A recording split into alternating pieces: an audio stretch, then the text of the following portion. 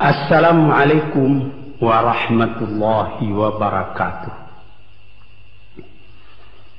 Para pendengar dan peminat kaset yang tengah diputar ini, saya menyatakan rasa bahagia, rasa syukur kepada Allah dapat menyampaikan dakwah saya ini sekarang dengan kaset.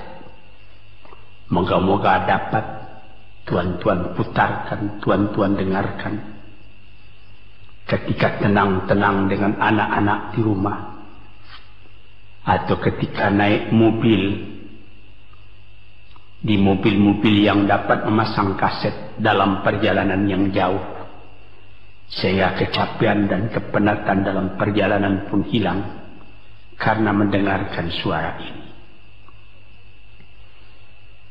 Yang akan jadi cerita saya pada hari ini adalah apa yang pernah kejadian di zaman Nabi kita Muhammad sallallahu alaihi wasallam.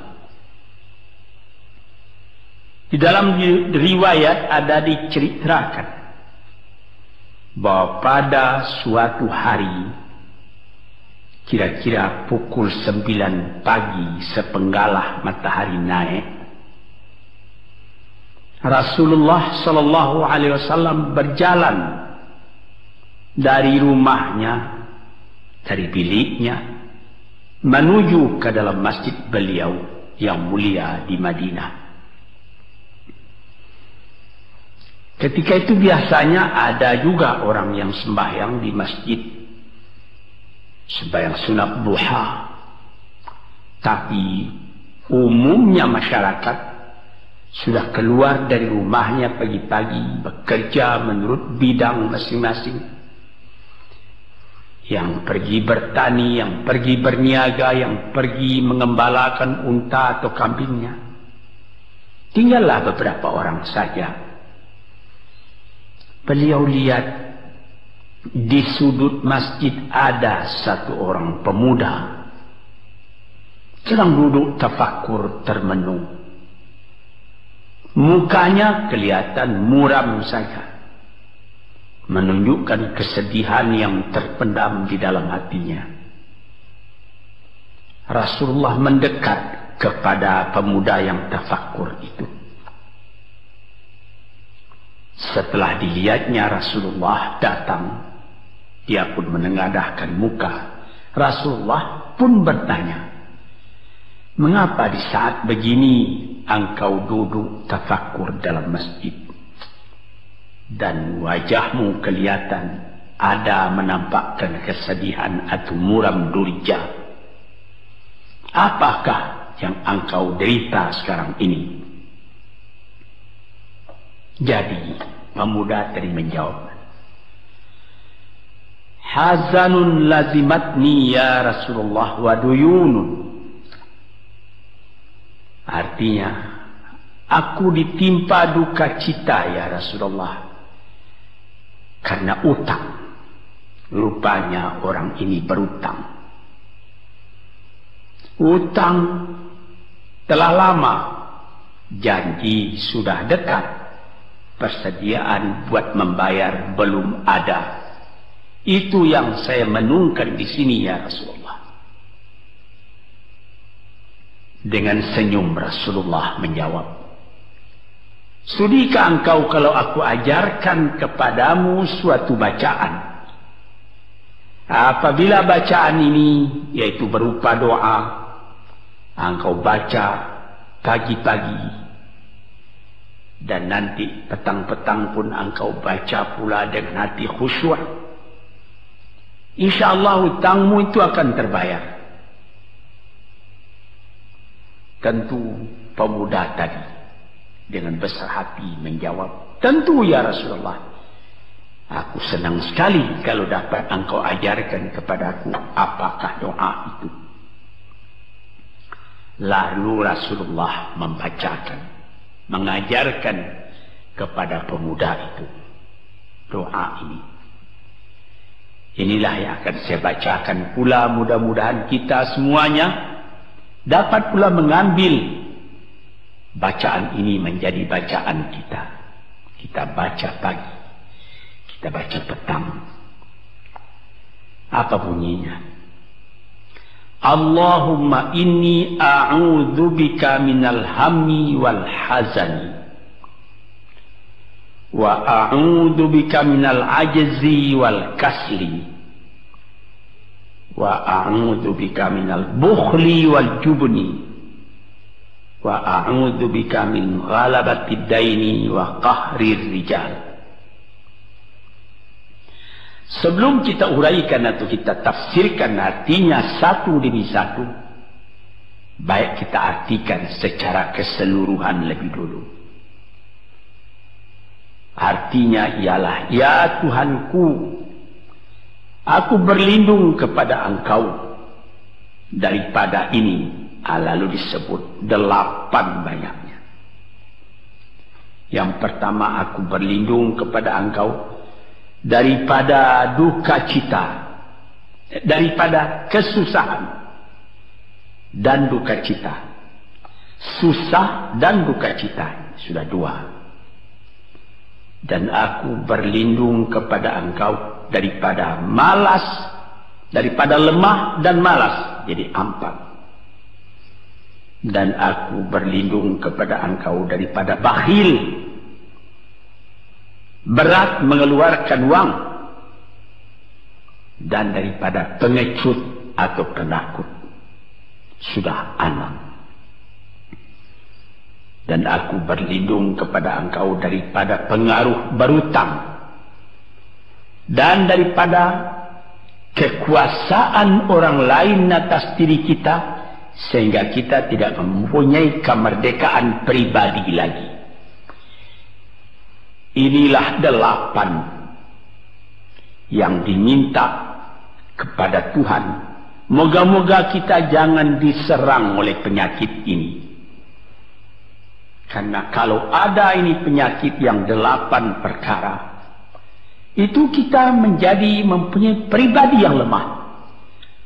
Tidak mempunyai lagi personality yang dapat tegak.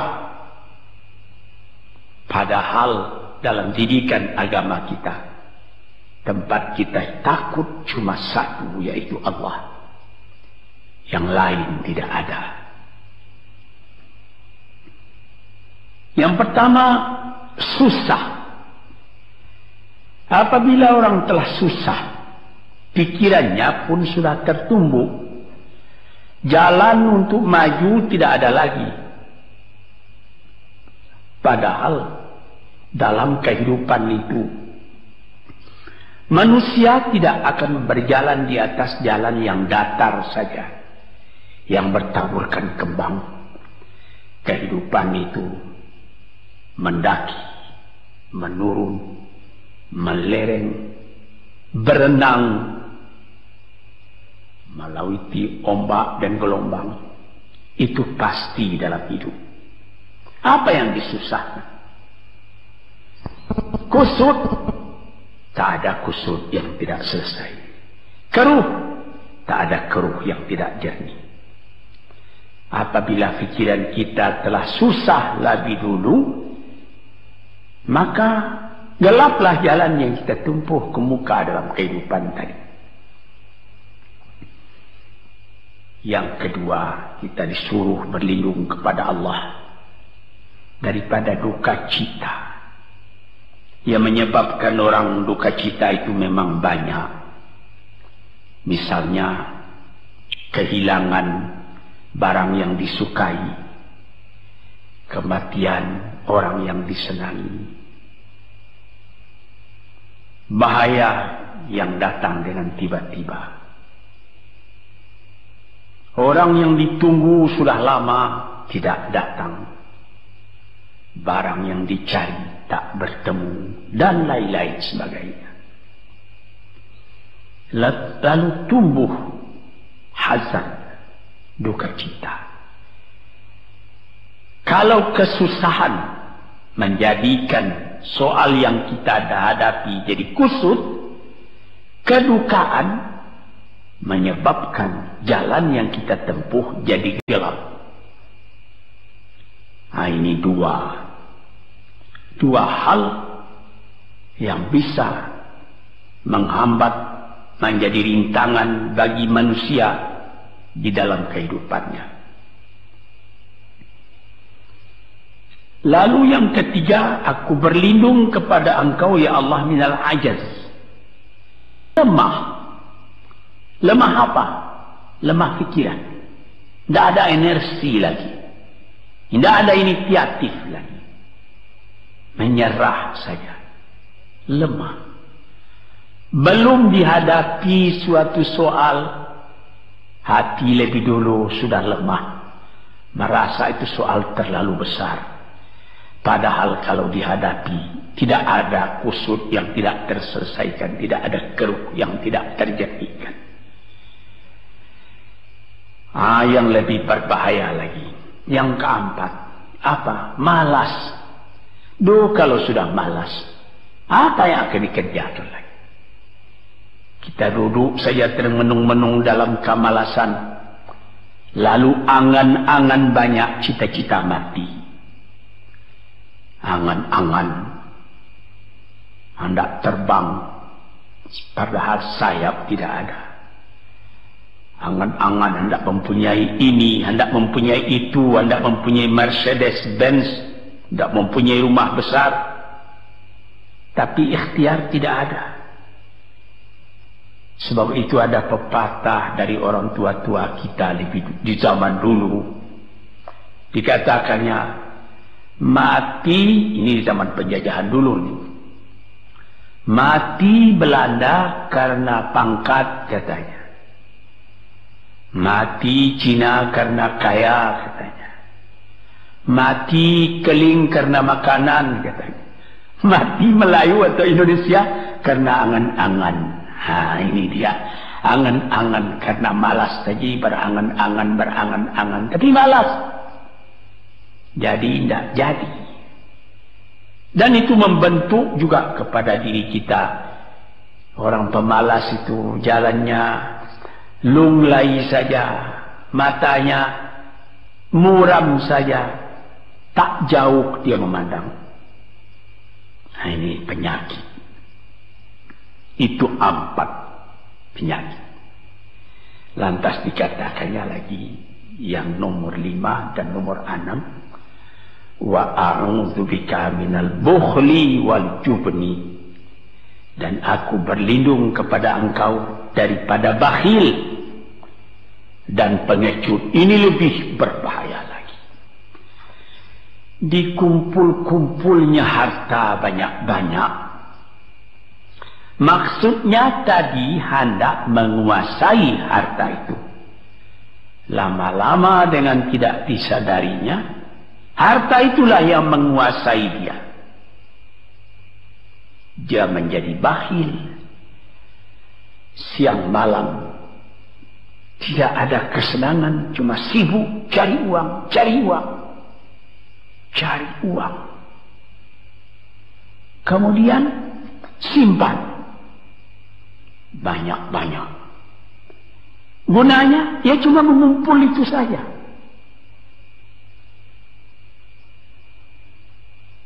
Akhirnya berapa banyaknya orang yang mengumpul harta banyak-banyak, faidahnya tidak didapatnya.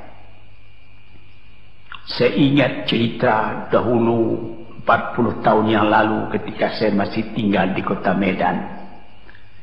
Ada satu orang kaya mengumpul harta. Terkenal dia kaya di Medan, beberapa buah rumah, puluhan rumah yang dipersewakannya, dan ada lagi harta-harta yang lain. Dia berjalan di jalan raya kota Medan itu dengan jalan kaki pakai payung satu. Padahal orang sudah mulai membeli mobil, entah Cadillac lah, entah Chevrolet lah, model-model yang terkenal sebelum perang. Anaknya mengambil faidah dari kekayaan ayahnya. Dia beli mobil dengan uang ayahnya. Lalu orang bertanya, Tuan, anak Tuan sudah naik mobil, Tuan masih jalan kaki. Apa jawab si bakhil tadi? Saya anak orang miskin, anak saya anak orang kaya, katanya. Nah, inilah orang yang bukan lagi mencari harta buat menguasai harta itu, tetapi dia mencari harta buat dikuasai oleh harta itu.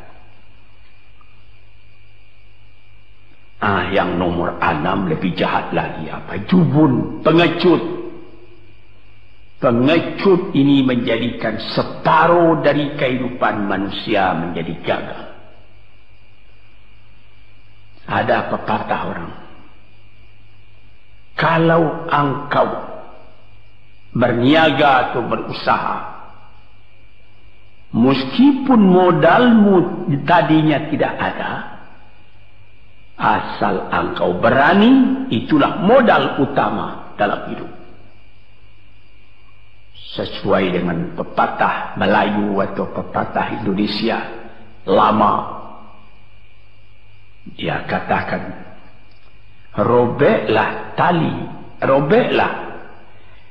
putuslah tali layang-layang, robek kertas tentang bingkai. Hidup jangan mengepalang, tidak kaya berani pakai. Hidup jangan mengepalang, tanggung-tanggung jangan. Tidak kaya berani pakai. Keberanian itu adalah modal. Sebab itu kalau orang rugi berniaga, itu belum rugi. Yang penting berani. Karena ada perniagaan itu tidak saja beruntung, rugi juga kadang-kadang. Tapi kalau keberanian yang hilang, separuh daripada kekayaan tadi sudah habis. Walaupun masih banyak ada, tapi keberanian tidak ada, separuh sudah habis. Akhirnya, walaupun kekayaan besar, tapi kepercayaan hilang, itu namanya habis, tidak ada lagi. Walaupun berjuta yang tinggal dalam tangan, tapi orang tidak percaya. Apa lagi artinya? Sebab itu yang pertama sekali modal itu keberanian menghadapi hidup. Ini 6. Yang ke-7 dan 8, wa a'udzu bika min ghalabatid daini wa qahri rijal, dan aku berlindung kepada Engkau ya Ilahi daripada pengaruh utang. Hutang itu, itulah anak muda yang duduk di sudut masjid tadi, dipengaruhi oleh utang. Sampai Rasulullah sendiri pun mengatakan, iyyakum wad-daina. Jagalah supaya kalau sedapat-dapatnya jangan sampai berutang.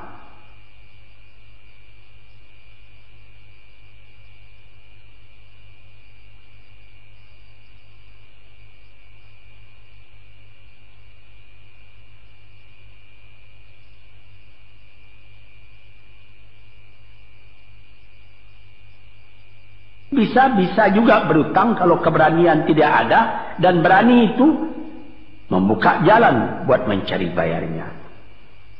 Tetapi kalau pengecut berutang lagi, itu payah buat membayar. Sebab itu Nabi mengatakan, iyyakum wad-daina, saya akan sedapat-dapatnya elakkanlah supaya jangan berutang. Fa innahu hammun bil laili wa mazallatun fin nahari. Hutang itu susah pada malam hari, mata tidak mau tidur. Dengan apa imbangan hutang tadi, berapa utang, berapa yang akan diterima, sehingga mata tidak mau tidur malam itu memikirkan hutang. Akhirnya mazallatun fin nahari, kalau siang hari badan berasa hina, tak berani keluar dari rumah. Kota Jakarta yang begitu besar, bersilang siur, jalan-jalan raya, jalan Tamrin, Diponegoro, Imam Bonjol, Cut Mutia, dan lain-lain nama jalan. Ada orang yang jalan itu bertambah lama, bertambah kecil jumlahnya.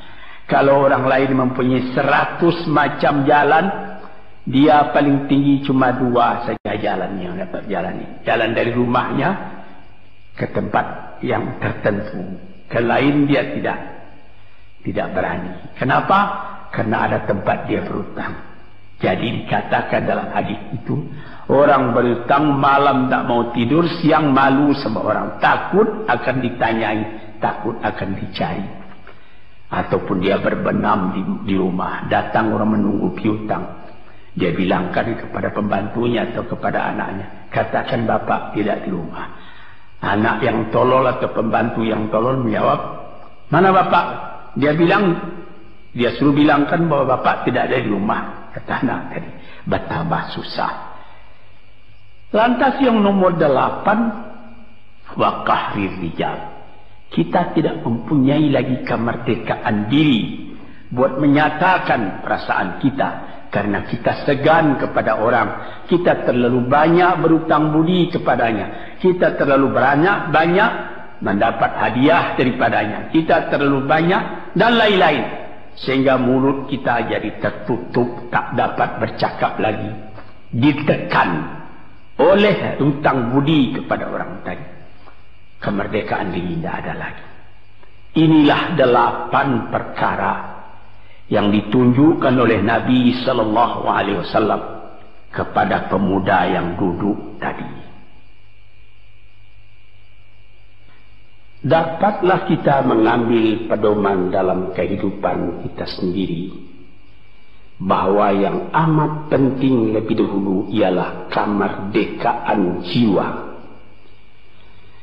Kalau sekiranya di dalam negara yang telah merdeka kita sama sekali menyorakkan, meliuk lambaikan kemerdekaan di mana saja kita pergi, tapi banyak orang yang lupa negaranya telah merdeka, dirinya sendiri telah menjadi terjajah. Bukan Belanda, karena Belanda sudah lebih 30 tahun pergi meninggalkan negeri ini. Dan bukan bangsa yang lain, tapi penjajahan yang datang daripada sifat-sifat yang lemah yang kita katakan tadi. Kesusahan. Kalau kesusahan kita perturutkan, jalan yang kita tempuh menjadi buntu.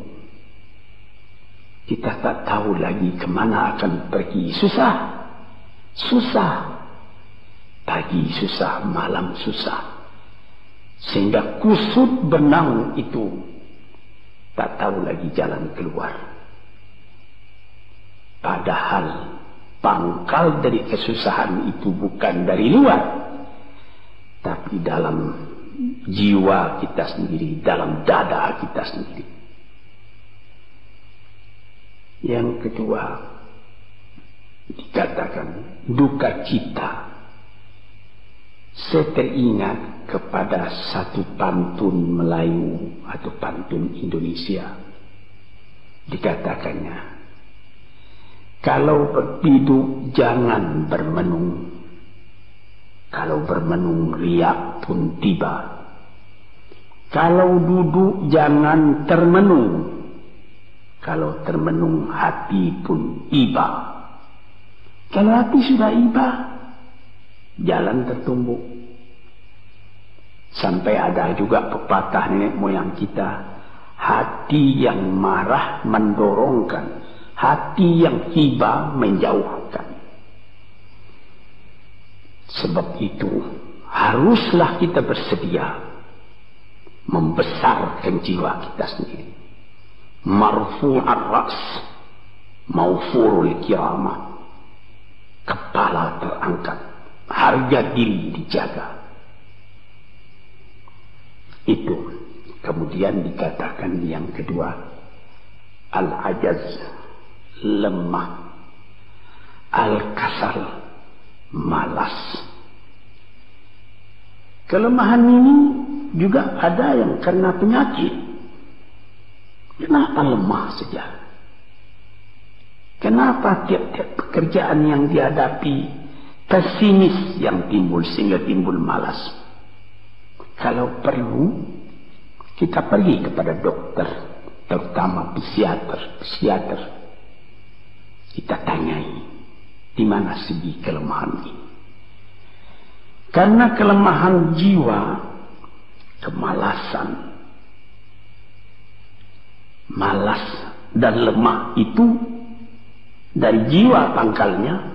Ahli-ahli ilmu kesehatan yang telah mendalam mengetahui hubungan antara rohani dengan jasmani kita, sehingga timbul ilmu yang dinamai psikosomatik atau psikoterapi, menganalisa jiwa dari mana seginya, maka timbul lemah, maka timbul malas.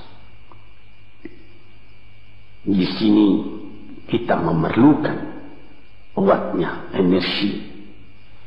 Sebab apabila manusia mempunyai jiwa yang besar, pekerjaan yang besar pun dipandangnya kecil. Tetapi apabila manusia mempunyai jiwa yang kecil, pekerjaan yang kecil pun dipandangnya besar. Kita misalkan saja kedua orang pemimpin yang kita cintai dan kita hormati. Proklamator kita Bung Karno dan Bung Hatta. Mereka mempunyai jiwa-jiwa yang besar. Sebab itu mereka memproklamirkan kemerdekaan Indonesia. Indonesia yang besar yang terjadi daripada puluhan ribu pulau. Dengan 45 kata perkataan, 45 patah perkataan. Dengan ini kami menyatakan kemerdekaan Indonesia. Tapi kalau beliau misalnya orang yang berjiwa kecil, dia akan bertanya, bagaimana bisa Indonesia merdeka? Kita sudah miskin, melarat, dulu dijajah Belanda, kemudian ditekan Jepang. Kapan? Dia berkaji itu pekerjaan yang detail-detail, yang kecil-kecil, dia anggap itu besar. Nah, ini misalnya. Maka orang-orang yang ajaz, yang lemah, atau yang kasar, yang pengecut, yang pemalas, tidak dapat mengerjakan pekerjaan yang besar-besar. Nah, kemudian yang kelima dan keenam, wa a'udzubika minal bukhli, aku berlindung kepada engkau daripada bakhil, menerima mau banyak-banyak, mengeluarkan paling sedikit. Dia anggap, sebagaimana saya katakan tadi, tadinya dia menguasai harta. Akhirnya dengan tidak disadarinya, dia yang dikuasai oleh harta. Akhirnya orang yang begini kerjanya cuma mengumpul-ngumpul harta saja. Kumpulkan harta banyak-banyak, kemudian Tuhan memanggilnya kembali ke akhirat, mati, tidak ada harta tadi yang dibawanya. Tinggal menjadi perselisihan di antara anak dan cucu. Di hari-hari yang pertama, anak tadi menangis. Ayahnya telah mati. Tapi di hari yang kedua dan ketiga, dia tidak menangis lagi. Dia berpikir, di mana kunci ditaruh ayah? Di mana simpanan ayah? Berapa peninggalan ayah? Lalu dia berkelahi. Anak tadi. Nah ini, karena si ayah tadi bukhul, bakhil. Nikmatnya orang lain yang merasai, dia sendiri sengsara diperintah oleh hartanya itu. Apatah lagi yang keenam, jubun, pengecut. Dia berjalan siang, dia berjalan malam hari. Kelihatannya olehnya pohon kayu bergerak-gerak. Disangkanya itu hantu. Dia lari terus. Bertambah lari, bertambah takut. Akhirnya dia pingsan karena sudah lari itu. Dia tidak ada apa-apa oleh orang yang berani. Ini orang yang gagal di dalam perjalanan hidupnya. karena penakutnya, karena pengejutnya itu. Padahal di dalam keterangan agama sendiri, orang-orang yang beriman kepada Allah dikatakan la tahinu wa la tahzanu wa antumul a'launa in kuntum mu'minin. Jangan engkau merasa lemah, jangan engkau merasa duka cita, jangan engkau merasa pengecut. Engkau tinggi kalau engkau beriman kepada Allah Subhanahu wa ta'ala. Dengan iman kepada Allah Ta'ala itu kita melihat alam dalam keindahannya, dalam kekecilannya. Yang besar cuma Allah. Kita tidak takut karena tidak ada satu bahaya yang akan menimpa kepada diri kita kalau tidak Tuhan yang menentukan. Ini pokok tuan-tuan para pendengar kaset yang saya muliakan. Kemudian di nomor 7 dikatakan kita berlindung kepada Allah daripada pengaruh hutang. Alangkah kecilnya jiwa orang apabila dia telah berutang kepada orang lain. Dibikin janji tanggal sekian akan dibayar, tanggalnya sudah dekat, persediaan belum ada, lalu timbul kecil jiwa sekali lagi. Apatah lagi qahri rijal yang nomor 8. Yang ke-8 sebagaimana telah kita uraikan tadi ialah qahri rijal, pengaruh orang lain kepada diri kita sendiri, sehingga kita tidak berani lagi menyebut kebenaran, tidak berani lagi mengatakan yang hak. Lidah telah tertutup, mulut telah penuh dengan air sehingga tidak dapat dibuka lagi. Segan, kita sudah terlalu banyak berutang budi kepada orang, walaupun sudah jelas perbuatan orang itu salah misalnya, kita tidak berani lagi menegur. Dengan demikian timbullah di dalam masyarakat apa yang disebut dalam bahasa Arab munafik, yaitu lain di mulut, lain di hati. Hati mengatakan perbuatan orang ini salah, tapi mulut mengatakan, bagaimana pikiran saya, bagaimana pendapat Tuhan sekarang tentang perbuatan saya ini. Baik Bapak, ini bagus Bapak, itu sudah betul Bapak. Padahal tidak. Ini kecelakaan yang nomor 8. Kita minta kepada Allah supaya kita dilepaskan dari pengaruh-pengaruh orang, pengaruh manusia, sehingga kita tidak berani lagi menyebut apa yang benar itu. Padahal di dalam hadis dikatakan qulil haqq walau kana murran. Katakan yang benar itu walaupun pahit sekalipun. Ini murah menyebutnya, tetapi kalau jiwa sudah tertekan tidak berani menyebutnya lagi.